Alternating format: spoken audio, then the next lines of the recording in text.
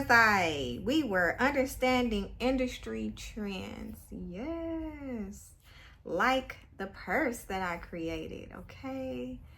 The purse totally changed the identity of my brand. It really took me to a different place that I couldn't even imagine. It's just like evolution of obituaries. It was like in real time. So, and I actually got the idea from a client that came in and she wanted to do like a clutch. So that's what started the purse. Now the Gucci and the replicas, those are people who actually saw the clutch and was like, oh, well, can we put this on it? And I'm like, yeah, let's try it. And people bring me their ideas and I just bring their visions to life. And so that's like one of my talents. I don't think there's anything I can't do. And that is so important, to have the confidence and to know that I'm gonna get as close as possible to that vision as I can, because there's no excuse of why I can't. Amazon ships the next day. It's no reason why you bring me something and I can't, in my mind, draw it. I usually draw it out, and then I begin thinking of the resources where I'm going to get these pieces. And next thing you know, I'm on Amazon, and I'm at Michael's, and I'm at these Joann's, and I'm at these different stores, and I got my mom calling and my sister. I'm sending them pictures. By any means, we're going to bring these visions to life. And so when the obituary purse went viral, I was in the midst of a lot of content creating. I was in a group with some young ladies who really helped me get my content together, and it went viral, and it changed the dynamics of the business, because I am getting more orders for them. And I know at the time a lot of people don't know how to do them, and I am trying to I kind of want to keep it like that. Selfishly, no, I'm just kidding. I'm going to teach a class on how to do the obituaries, the purse obituaries, and for you all who are taking this course, it'll be available for free. So anyway, there are industry trends, there are shapes, there are the magazine themes that people really love, and it's so many current magazines like this Sports Illustrated. Back in the day when they had those black and white obituaries, do you know how far we've come from those black and white small obituaries that were printed on copy paper?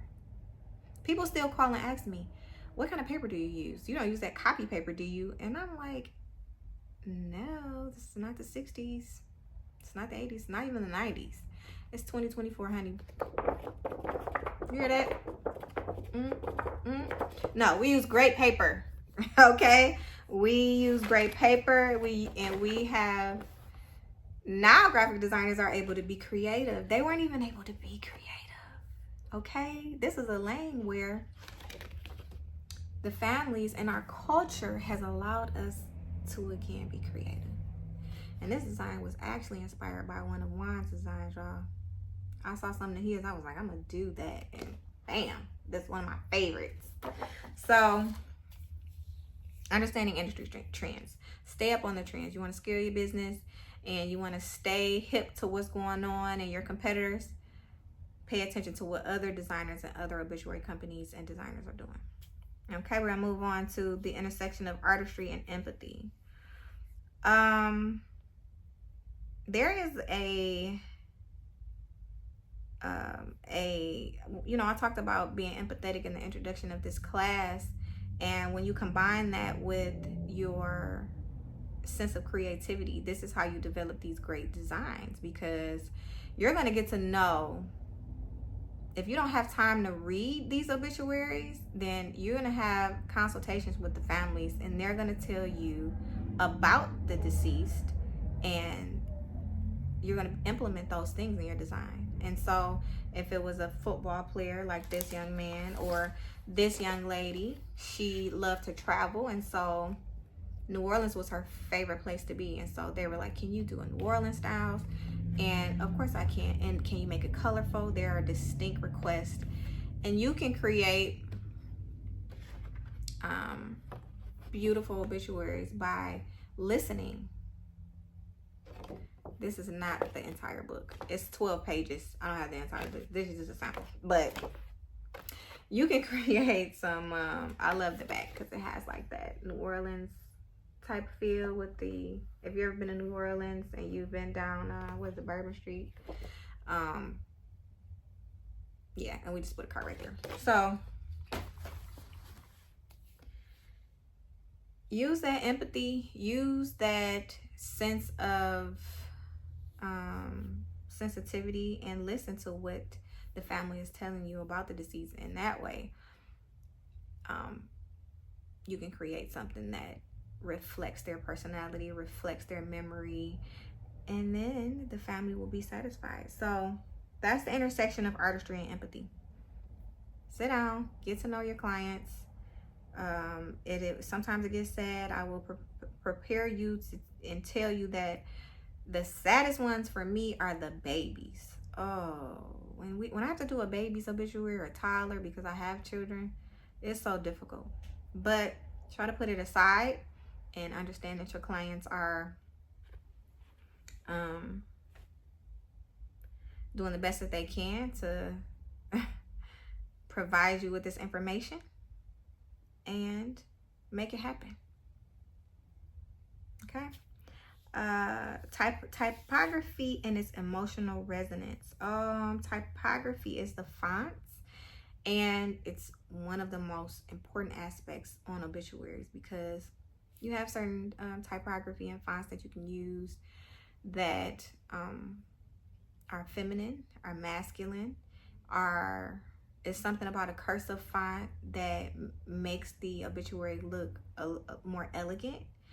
Sometimes cursive can be feminine, but at the same time, you can put it on a male's obituary and make it bolder, slap a layer on top of it to make it like silver or gold or, you know, something really neat. And then now it's not as feminine, you know, but to play around with those different types of typographies, those are the most important things. The font is a great resource. It's called DAFONT. It is a free resource where you can download endless fonts, and any type of font that you're looking for, any theme font, they'll have it on there. And I also use Adobe stock. They have different fonts. You can do your research. You may have to pay for some, but your obituaries will not look like a regular, you know, basic obituary. It'll stand out. And so like this is different, and you see how we put the gold on top of it. Now, this is definitely something that I did in Photoshop. I don't, you know, Illustrator, you may be able to do it. InDesign, you may be able to do it. But it's definitely a skill that you'll need to have to do cool stuff like that. Some of these sites kind of have them built in already. Canva, they have fonts like this built in, so you're good. But when you're designing from scratch, those neat things are cool. And then you see how I put the cursive on the top, and then I put you know, the normal font at the bottom. So yeah, your fonts are important.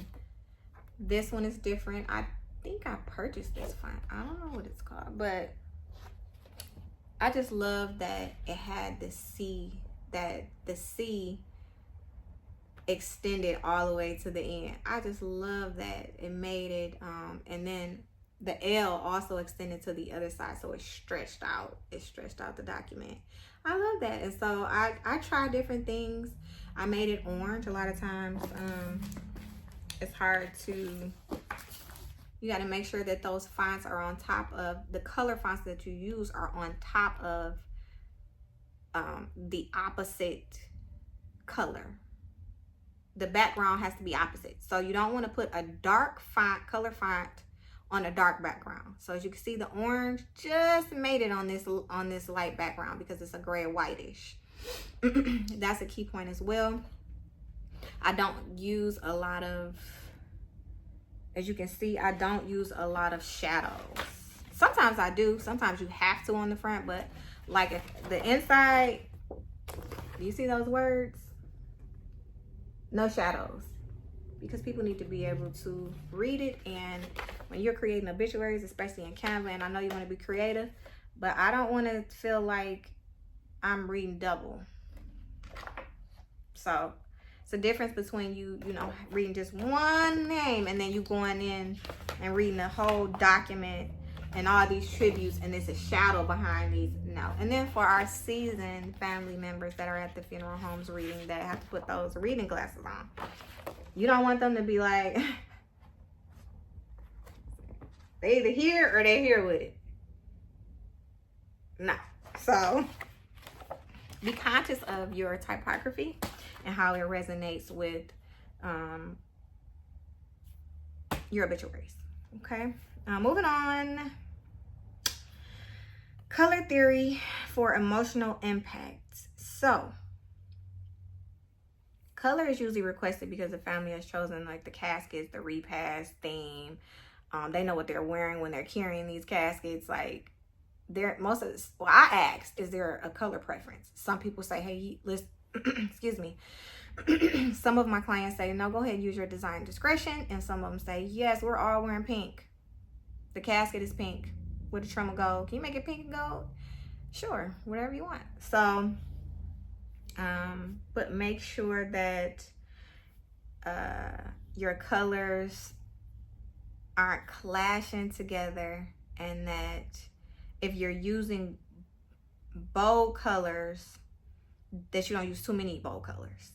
So like this orange, the opposite color I'm using is gray. It's no purple. It's a little bit of red because there's red in the flowers.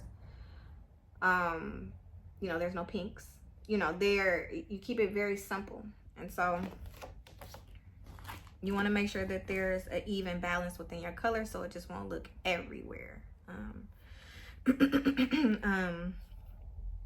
I noticed that like neutrals, browns, blues, grays, those most of the time are being requested for men for their obituaries.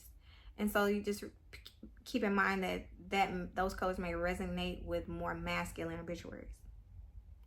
And pinks, purples, you know, yellows, soft colors kind of resonate with women. And so I noticed that most of the time when I do ask, what color would you like? Is there a certain color? They'll say one of those colors. And that way, when you build your portfolio, you already know. Excuse me, I need some water.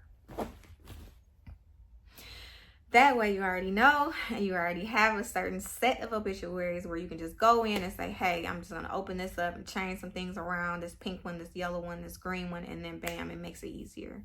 Even if, because you're going to use like a base, your templates. So I don't have like templates per se, but I do have a base. So I might pick out of hundreds of obituaries, I might pick a base, and this may be my base, but I'm removing her, I'm changing these flowers, I'm changing this font, but I don't have to start from scratch. You know, I might just change the colors of these flowers, you know, but this is the same, I'm just changing this font. You know, I'm literally putting another picture here, but keeping this and copy and pasting the information that's here. And so you use these as your base. So if you do have one that's already pink, just pick that as your base and boom, keep it moving. And that's if you know, you don't feel like just being all right. I love being creative. So I like starting, you know, I like creating different, putting a whole new background on it. Like, oh yeah, we're going to start new. But that's when I have time. And that's when my designers are totally booked and overwhelmed, and I don't have a choice but to design myself anyway. So next is composition and layouts. So every designer has their own style, but a balance of text, images, and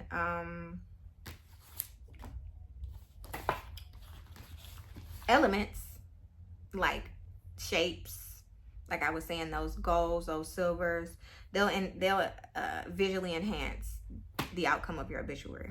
So you want to make sure that your layout, which I know I previously